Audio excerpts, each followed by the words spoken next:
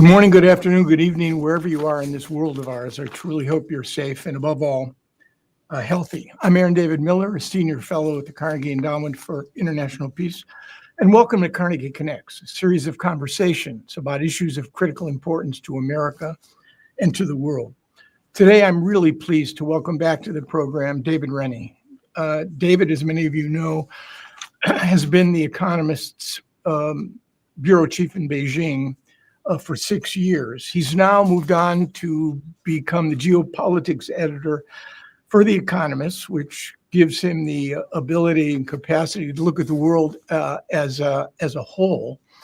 And he's produced a unique column, Telegram, whose name I suspect, David, derives from the old-fashioned way of diplomats communicating with their relative foreign ministries, departments of state back in the day, although I suspect, David, you've given Telegram a modern day sensibility, but it still relies on reporting or what I call ground truth, actually going places to listen to what people are saying and to observe.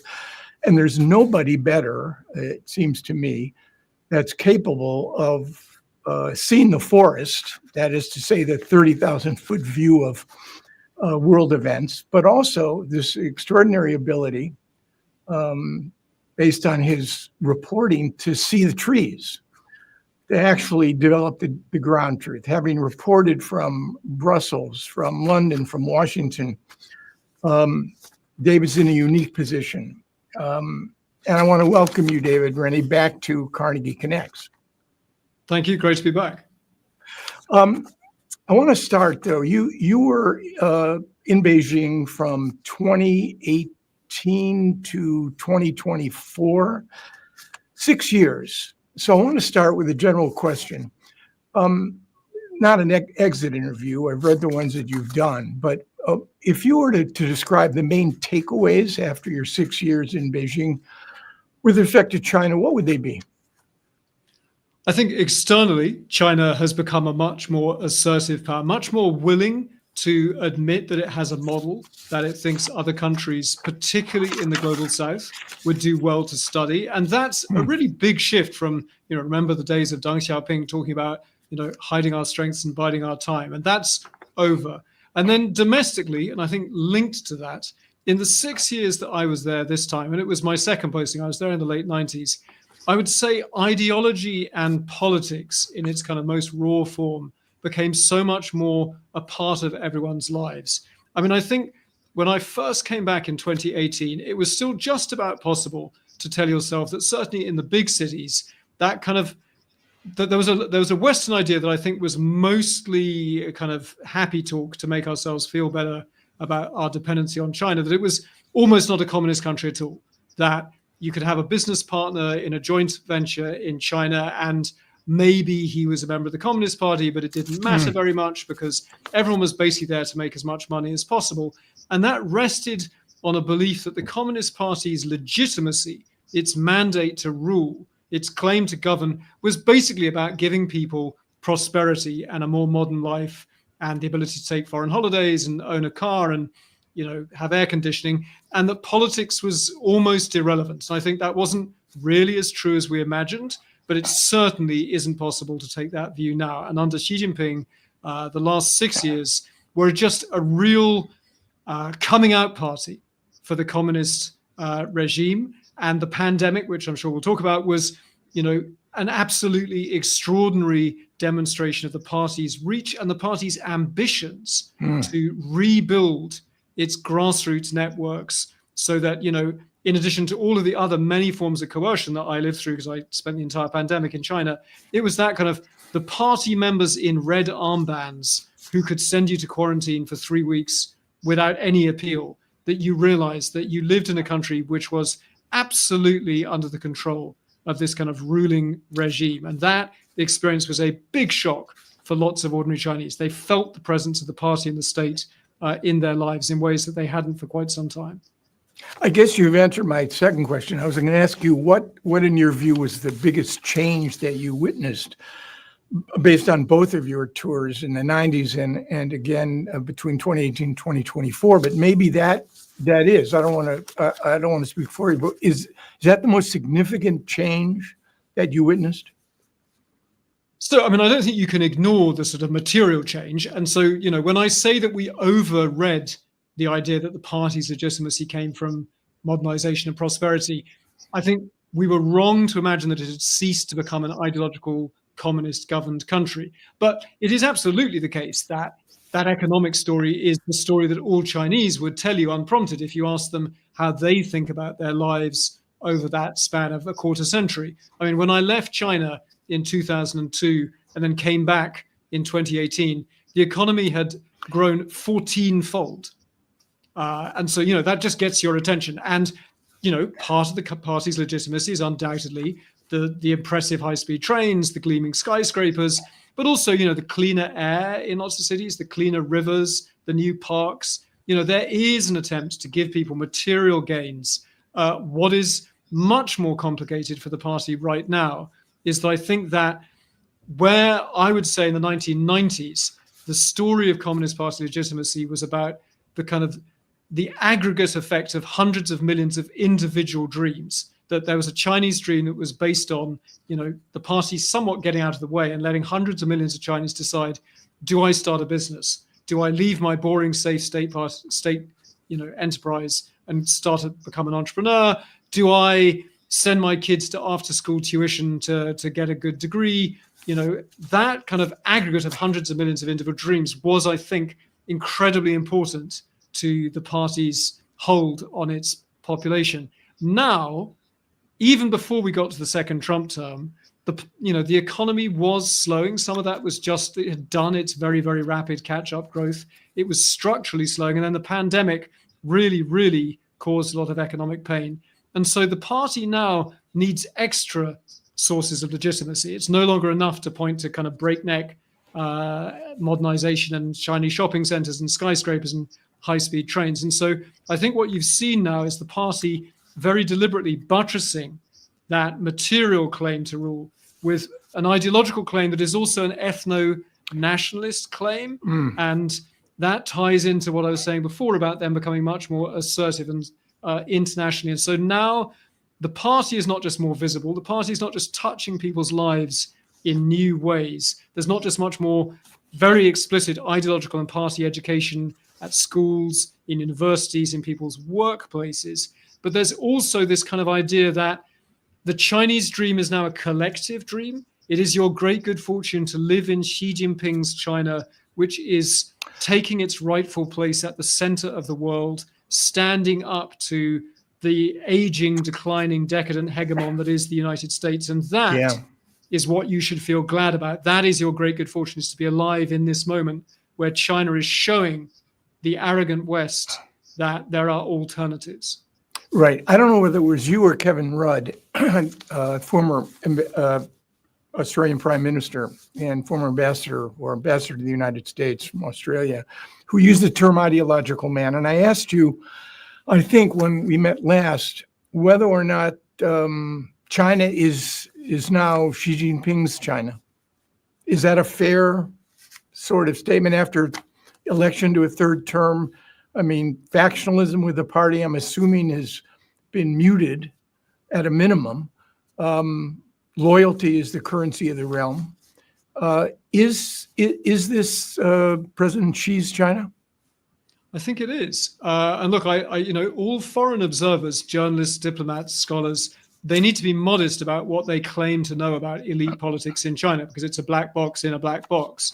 But I think if you only take your cue from not just the propaganda machine, where the presentation of Chinese power is extraordinarily focused on one man, Xi Jinping, but I also take my cue from Chinese around me, not just ordinary friends, but scholars that you interview who are there to defend the regime, but they will no longer try and pretend that this isn't, to use your phrase, Xi Jinping's China. There is a story that the party is telling now, that not only is the Communist Party a revolutionary party that broke with the kind of the decadent old feudal empires, the kind of the last emperors, which was very much the dominant story. When I first visited China in the mid-90s as a backpacker, what's been fascinating over the last few years is to see the way that the party is now co-opting the bits of conservative pre-revolutionary China that it admires and saying that Xi Jinping, they give him personal credit for synthesizing the best of 5,000 years of Chinese traditional culture with the wisdom of the best emperors of China, the kind of the great statesmen who enlarged China's borders, with the best of Marxism. And so they have all these kind of catchphrases about sinicized Marxism, which is, basically about saying that he is the kind of the pinnacle of all rulers. He's taken the best of the empires, the best of the imperial dynasties, the best of Marxism, and produced this kind of best and wisest of all possible governing systems. And it is intensely personalized around Xi Jinping. And that really scares quite a lot of Chinese business people, academics, who remember the last time, perhaps when they were young men and women, that China was so intensely personalized around one-man Chairman Mao, and that did not end well. Right. So this is to use my framing, this is not just a headline. This may be a trend line. And I want to read to you something that you wrote. The optimists that you meet in China, such as they are, they tend to say, you know what? In Chinese history, we have a habit of going too far. And then when things get so bad that even the leaders can't ignore it, then the pendulum swings. And we look for someone who takes us into another direction. So you went from Chairman Mao to Deng Xiaoping. So people are sort of waiting for that generational shift. And here's what your words I want to emphasize. But the idea that that's not going to happen anytime soon under the current leadership, it's very, very unusual, if not impossible, to meet anyone in China, anyone who believes that. So this is Xi, not just for today or for tomorrow, for some time to come. That's true. It's really, I'm now standing in London in my new kind of gig. If we were in Beijing, Aaron, and there were Chinese professors or analysts around the table, we would be offending and upsetting them to even use Xi Jinping's name. The level of kind of the sense of the power that he represents, people prefer not to use his name. They'll talk about him. They'll talk about the man. They'll point at the ceiling. There's just a sense that he represents such extraordinary power that it's like kind of touching a power line that has 3,000 volts running through it. And so when you ask people about that pendulum theory, you ask people whether they think, is China on its current trajectory? How might this change? I've experienced this where people will kind of look at each other in kind of panic or kind of embarrassment, because what they really think is, as long as he is alive and in power, nothing is going to change. But you can't have that thought out loud. Yeah. Let's move for a minute to foreign policy. Before we get to the central questions of how she perceives Trump, the tariffs, and all the rest, could you sketch out for us the must-haves in Chinese foreign policy as opposed to the it would be nice to have? Yeah, so I think there's two obvious, if you were a Chinese national security official, the two things that guide you, I guess, day to day are the region. China has, off the top of my head, I think it's 14 land neighbors. It has a bunch of other maritime neighbors with whom it has, with almost all of its maritime neighbors, it has territorial disputes. And so the region keeps them very busy. And they've been in that region a very long time, and they have never had easy relations with their neighbors. Their neighbors are all basically scared of them. And so they spend a lot of time trying to apply the right mixture of carrot and stick, economic carrots and kind of military sticks, to make sure that the region stays in line. And that remains extraordinarily important to them. And one of the justifications that you'll hear from Chinese officials when you push them on, did you really intend to get this close to Russia over the war in Ukraine? One of the lines that they will come up with, and I think it's partly spin but partly sincere, is we spent so many centuries worrying about that border with Russia, seeing Russia as a potential threat, that now we have a good relationship with Russia and that border is quiet. Don't underestimate how much that matters to us. And so the neighborhood is a source of profit and power and influence, but also a constant anxiety. And then I think the other thing, if you're asking about what has changed in the last 6 years, the thing that has become so much more obvious is that willingness to offer the party and the country as a model to others. That idea of China taking its place in the center stage at places like the United Nations and other international kind of bodies to say, we are the reliable country. We are the dependable country. We have things to offer in the Middle East. We heard that you couldn't be friends with both the Iranians and the Saudis, that you couldn't be friends with both the Arab world and the Israelis. This was pre-October 7th, when they were actually keen to expand their business interests with Netanyahu's Israel. And the Chinese pitch was, you know what?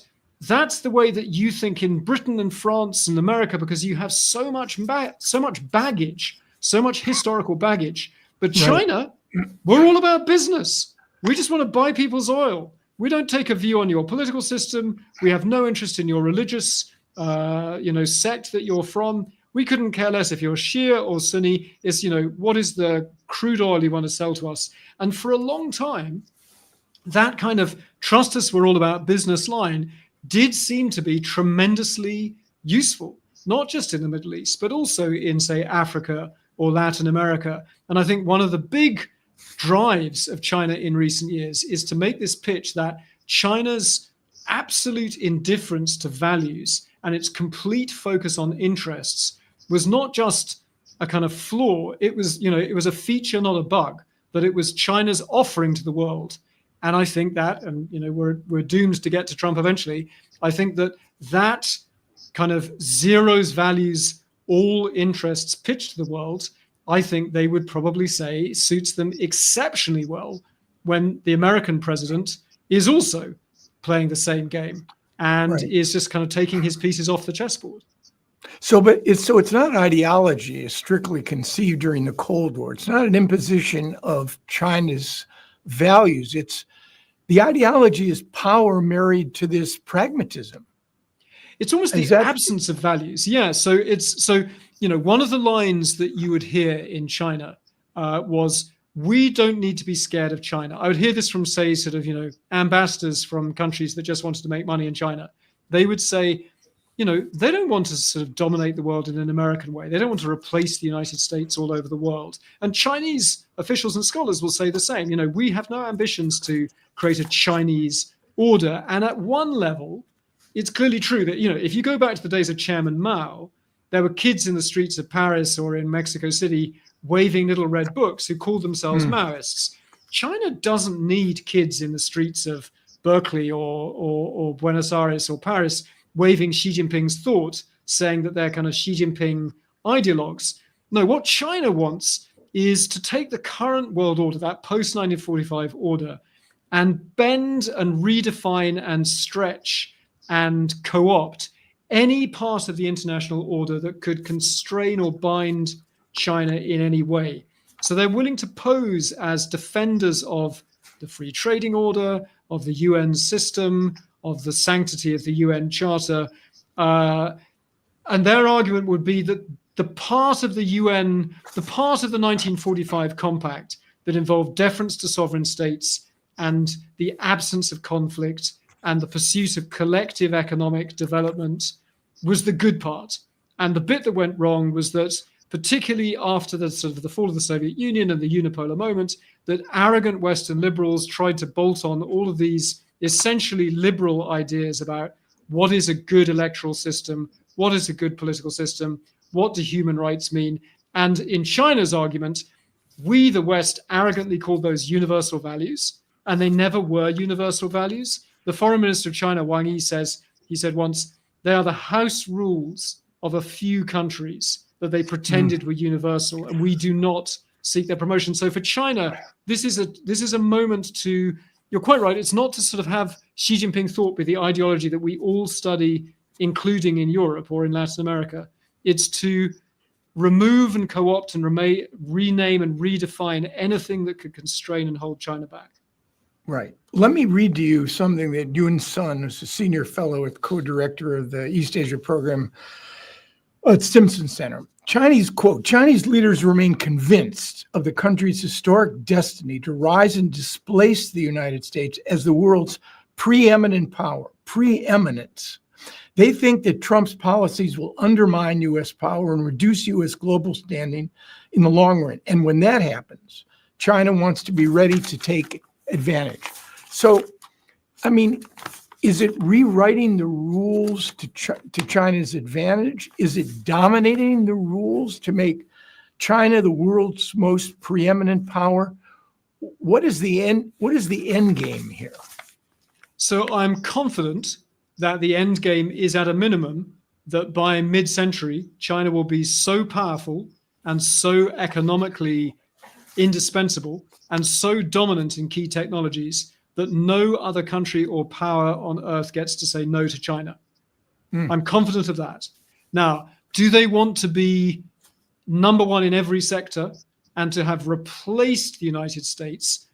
I don't know that they've kind of come to that decision. And I think that Trump is a surprise to them. I think that they took a bit of time to get used to Trump 1. And I think that the way that Trump 2, and I was just in Washington, D.C., my take on Washington, D.C. is that if the first Trump administration was an extremely significant election victory, the second term feels to me much more like a revolution and self-consciously like a revolution. So I don't think even China necessarily understood how fast Trump was going to kind of pull back out of the West. And so I think that actually, and we can talk about this, there are ways in which China doesn't exactly know what to do with some of the vacuums that are being created at such incredible speed and doesn't actually necessarily want to fill all of them right now.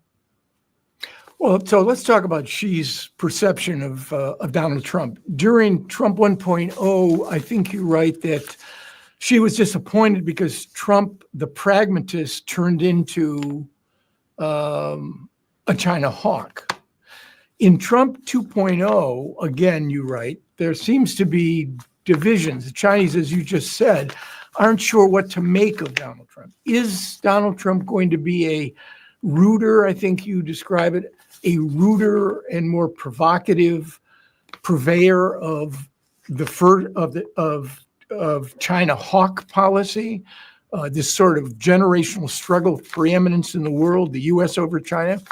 Or is Donald Trump a chaos agent who is dismantling many things with no clear objective or strategy as to how to maintain or increase American power? And at home, I think you refer to the fact that many Chinese believe that what's in train is a revolution domestically, and they even invoke the name of Mao in terms of the cultural and societal changes that Trump in 3 months seems to be aspiring to.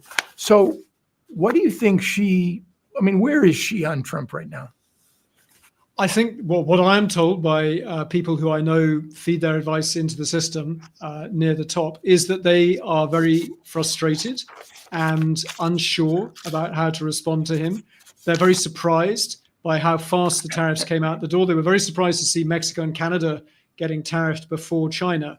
But I think it's probably worth just briefly thinking about the first term and what they sort of took away from that, because the Chinese took quite a few sort of goes to get him right. Very, very early on, they thought he was a New York businessman, and that was, okay, that's good. We know New York businessmen who do business in China. We know how that works. And then they discovered that wasn't actually quite the right model. And so they then had, if you take an issue that is, has been at the forefront of US-China relations, things like the rights of Uyghurs, the Muslims in Xinjiang, China looks back at the first term and they say, okay, well, and we know this from John Bolton's memoirs, the former National Security Advisor's memoirs, there was a private meeting where Donald Trump said to Xi Jinping, you're right to lock up the Uyghurs. That's a smart thing to do. But at the end of the first Trump administration, Mike Pompeo, his final Secretary of State, super hawk when it comes to China, managed to get permission to declare that what is happening in Xinjiang is a genocide. So that's the official government finding. So that's an extraordinarily kind of indifferent line from Donald Trump to fit with his indifference to, what was happening to protesters in Hong Kong in 2019, his historic indifference to what was happening to students in Tiananmen Square in 1989. And yet at the end of his administration, you had very sort of, you had the beginning of the decoupling, you had tariffs, you had export controls getting tougher and tougher, and a series of what they saw as immensely provocative, immensely hawkish moves coming from his closest advisors on China. And they were very frustrated. And a senior Chinese official said to me in 2020, towards the end of the first term, he said, our take is that Donald Trump doesn't know very much, but he's intensely focused on his own self-interest. And if we could just get to him, then we could talk to him. But he has been, in his words, hijacked by a small group of ideological China hawks around him. And you could sense the frustration. I think they're not sure that that isn't the pattern this time too, because once again, he has appointed conventional China hawks to sort of positions in the National Security Council, Marco Rubio in Secretary of State, Hegseth in the Pentagon, all conventional China hawks, at least on paper. And he's now put on these absolutely gigantic tariffs, which go far beyond anything he did in the first term. And yet he keeps sending these signals that he wants to talk, that he wants to do a deal, that he's actually open to talking. And so I think it's the same Chinese frustration that maybe there is this ultra transactional businessman, and if they could just get to him past the China hawks, then they could cut a deal. To a certain extent, we talked about this offline. Trump is in some respects voting with his feet with respect to hawks and doves. I mean, the appointments you referred to, Marco Rubio at State, Mike Waltz, National Security Advisor, Pete Hegseth at Defense, to some degree, that's where the ideologues are. But if you look at who Trump actually empowers, he empowers Stephen Witkoff, a guy who I call the envoy for everything. I mean, it's Russia and Ukraine. It's now Iran. It was Gaza. And if there's an Israeli-Saudi normalization quest, I'm sure Witkoff will be involved in that. So in the end, I wonder whether or not the Chinese first inclination is correct, that Trump cares about his self-interest. What's important to him is not starting wars other than trade wars, but ending them and making quote unquote deals. Yeah, they may be right about that. Yeah, and I think the framing that I find the most persuasive was I had a conversation for a column, a few weeks ago now, where I spoke to someone who's kind of very plugged into the Mar-a-Lago kind of inner sort of the court around the king. And they said, the way that you should think about this is when Trump is in deal-making mode, he will trade anything. And he will astonish all of those around him, and he will break the hearts of the ideologues to try and reach that deal. But if he senses that that big, impressive deal is not about to happen, then he doesn't want to be associated with it anymore. And so he walks away. And as he's getting ready to make a deal, whether it's with Putin or in the first term with the North Korean dictator Kim Jong-un, he hires and he appoints extremely hawkish advisors.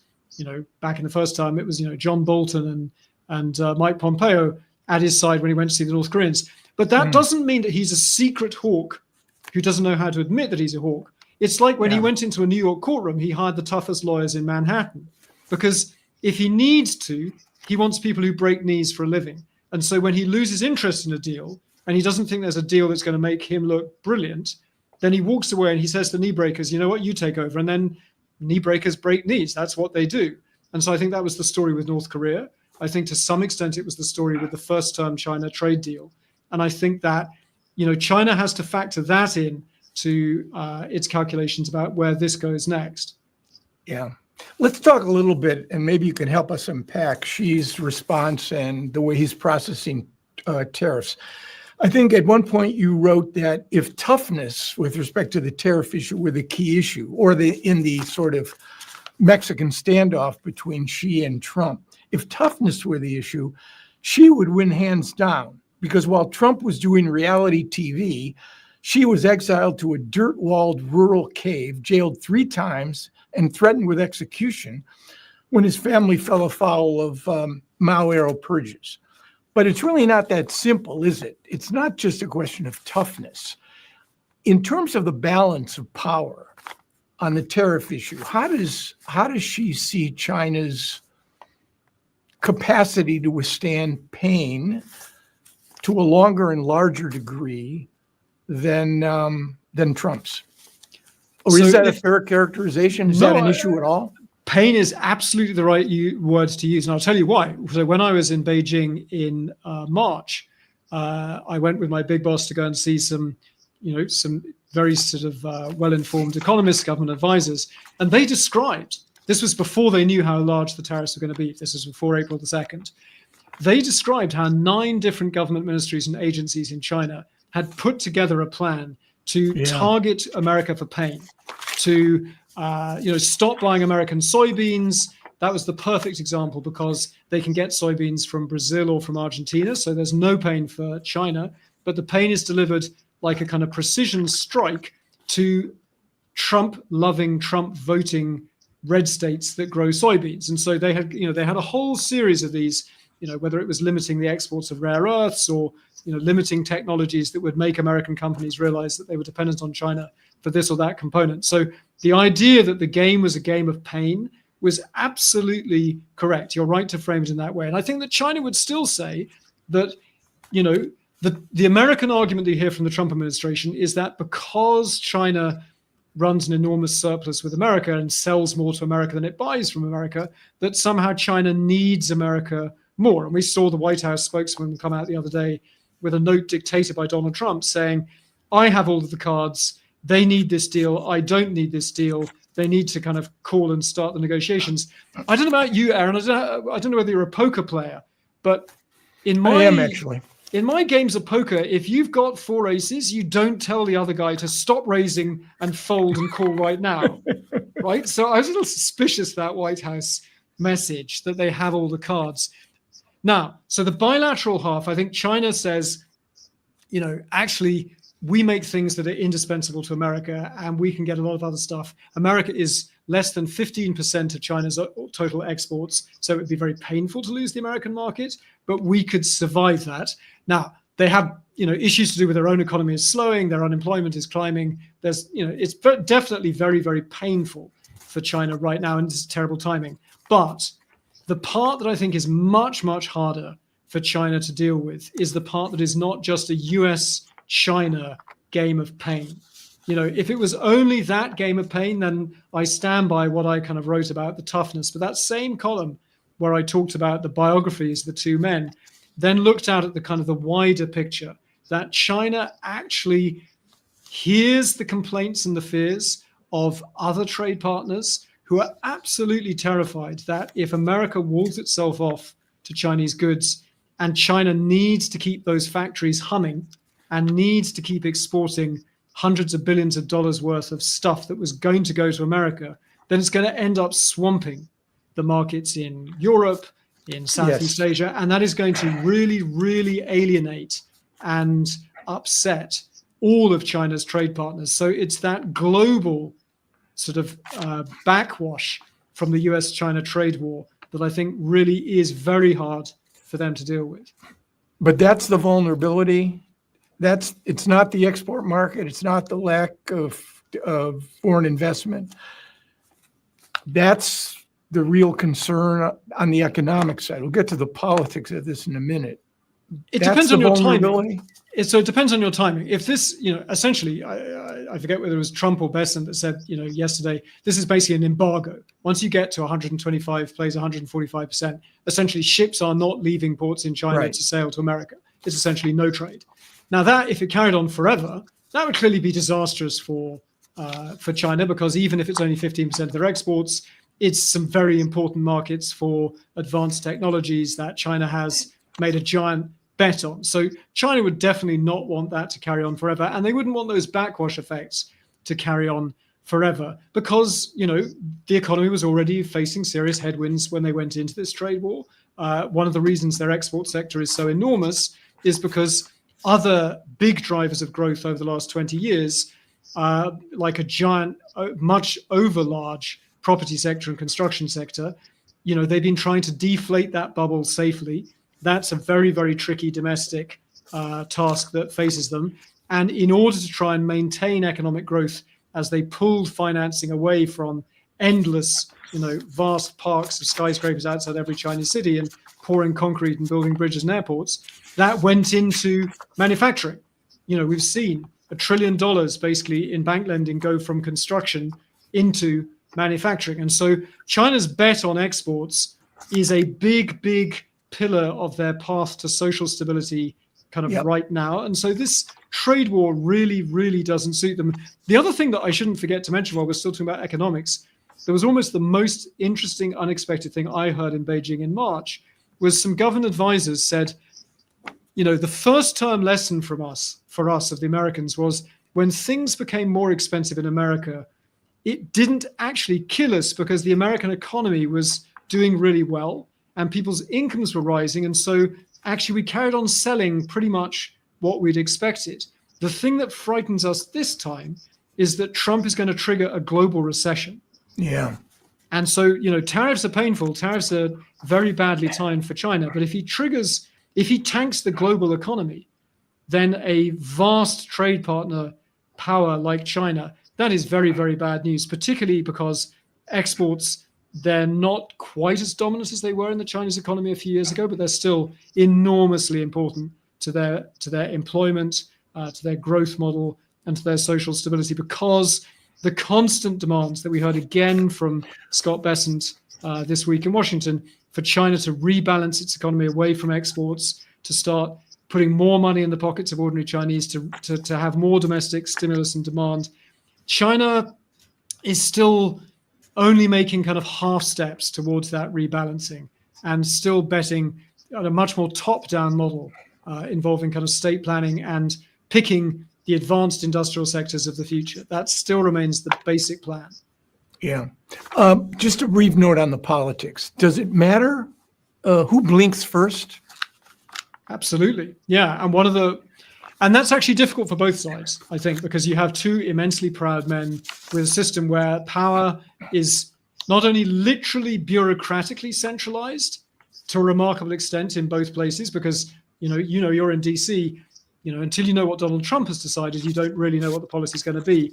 And it's not a million miles away from that, for very different reasons, in China. This is Xi Jinping's China. So It is literally a problem that only these two guys can take a decision. And their prestige is also the core of their political systems, their personal prestige. And so that is very problematic, because it's not just about who blinks first. And right now, the Chinese propaganda machine is delighted to see, all of this rhetoric about, from Bessent about the trade war being unsustainable and Donald Trump, creating this and that exemption. They are loving the idea that Trump is, going to be made to look a fool. But if you want to resolve this, and of course both sides do, then there's another structural problem, which I've written about recently, which is that Donald Trump keeps saying, and I think it's entirely true, that he just wants Xi Jinping to pick up the phone and they'll talk about this at the top, guy to guy, I was going to ask you about that. Sort it out. But that's not how the Chinese Communist Party rolls. Right. Because there's got to be predictability with respect to the end result of that phone call. Yeah, Xi Jinping is not just the general secretary of the Communist Party. He is a kind of red emperor. He is the technocrat in chief, the commander in chief, the supreme wisdom. And so their system is not able to send Xi Jinping into any negotiation or meeting that will not end in success and that isn't guaranteed to have a positive outcome. And so he doesn't negotiate on the fly, on the phone with other world leaders. So what would be a creative sort of pathway out of this Mexican standoff that would create a way for both to climb down? Well, the Chinese preference has always been to try and find side channels, people who are the sort of trusted emissaries on each side who can talk to each other and prepare the ground. I think one of the problems that the Chinese have right now, and I don't think they're alone among global governments in this, is that they don't know who to talk to because, do they talk to Scott Bessent? Do they talk to Howard Lutnick, the Commerce Secretary? Do they talk to Jameson Greer, the US Trade Representative? Do they try and talk to business leaders who might have Donald Trump's ear?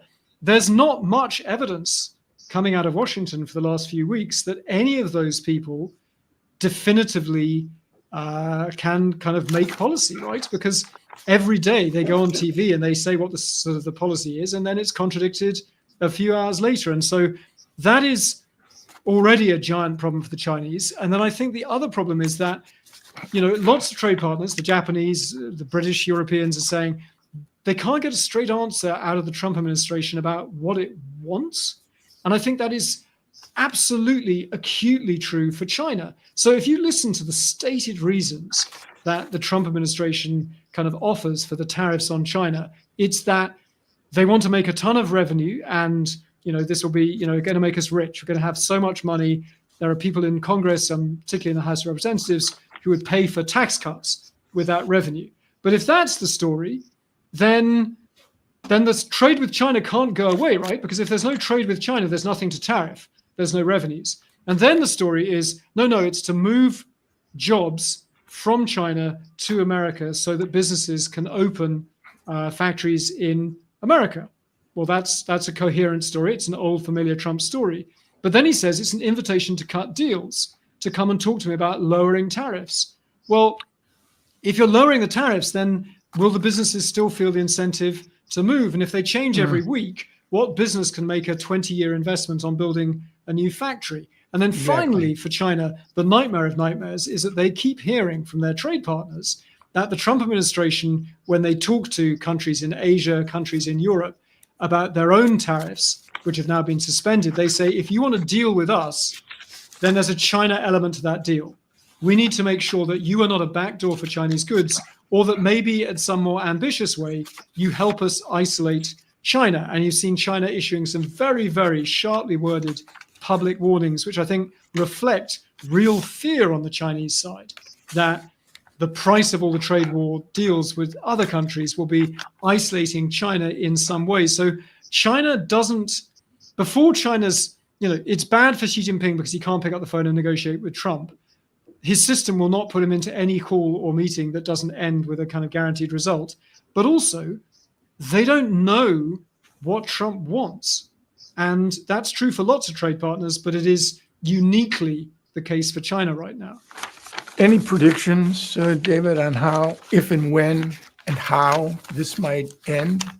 I mean, is this relationship simply, I hate to use this phrase because it's been used so many times and it's proven wrong. I mean, is the U.S.-China relationship too big to fail? We can get to the issue in the time that remains about conflict, but it will end, right? Look, I think that the problem is that these are two countries with mutually incompatible ambitions, and that is very dangerous, and that is not going to go away. And for China to make serious concessions to get a deal would require them to believe that after Donald Trump, a better American president will be coming, and they don't believe that. So they are uniquely upset and fed up with Donald Trump, but they have absolutely no confidence that the American pressure on China is going to go away anytime soon. And so that is profoundly dangerous. And so all of the reasons for concern are there. And then, we don't have much time, but, on the key issue for China when it comes to foreign policy with America is America's defense of Taiwan. Would America back them up if they tried to encircle, quarantine, blockade, invade Taiwan? And there, they don't know, because there's a Donald Trump that has said in the past, Taiwan is very small, China's very big. Who imagines they can defend themselves? How dumb would that be? That's the same sort of things he said about Ukraine and Russia, right? So that might be the model. But in the first term, the Trump administration also, wanted to sell enormous amounts of weaponry to Taiwan. And so they just don't know where they stand. So I am not in any way, I suspect Trump will blink on a lot of the tariffs. I think the pain will be more on the American side than on the Chinese side. But then we will still be left in a very, very unstable, structurally very, very painful relationship, because the two sides do not want this to end in the same way. There is no ending for this confrontation that ends well for both. This raises the problem of, what Graham Allison described and wrote about the Thucydides trap, right? I mean, he looked at the last 500 years and found, 16 examples of in which a major rise of a power disrupted the position of the dominant power. It caused arguably 2 world wars, number one and number two. Decoupling, or this sort of conflict, friction without smoke, is one Chinese observer, economic war without smoke. as one China observer termed it, could create a serious drift toward the one thing, it seems to me, that Donald Trump and Xi wants to prevent, which is an actual conflict between the two. I mean, I'll close with one. My colleague at Carnegie, you know Evan Feigenbaum well, talked about managed enmity as being one of the possibilities for U.S.-China relations going forward. Avoidance of war, maybe cooperation on issues like climate, perhaps fentanyl, but no real way to reconcile in a way that provides real advantages to both. Is that what you're telling us? I think that's painfully plausible. And you want another gloomy note to end on? No more gloomy notes, please. My 25 years of covering this as a foreign correspondent, the great strengths America had was that everyone believed it had an enduring national interest in having allies around the world, particularly in Asia, and that America knew how to deter trouble over Taiwan and with China. And I think deterrence is in terrible shape. And I think the alliance is, we do not know how that story ends, but I think allies around Asia and in Europe are more anxious than I have ever heard them in my time as a journalist. Yeah. And, life in diplomacy is about addition, not subtraction. And we're subtracting rather than adding. David, Rennie, I want to thank you. I mean, every time we talk, I think I said to you before, the last time we spoke, it was a masterclass. This really was extraordinary. And for anyone who was privileged and lucky to tune in, this is 45 minutes of an extraordinary bit of not just conceptual analysis, the forest, but a lot of wandering around in a focused way amongst the trees. And I want to thank you, David. It's an honor and a privilege to host you. And for sure, you'll come back again on Carnegie Connects. Thanks again and take care. Thank you.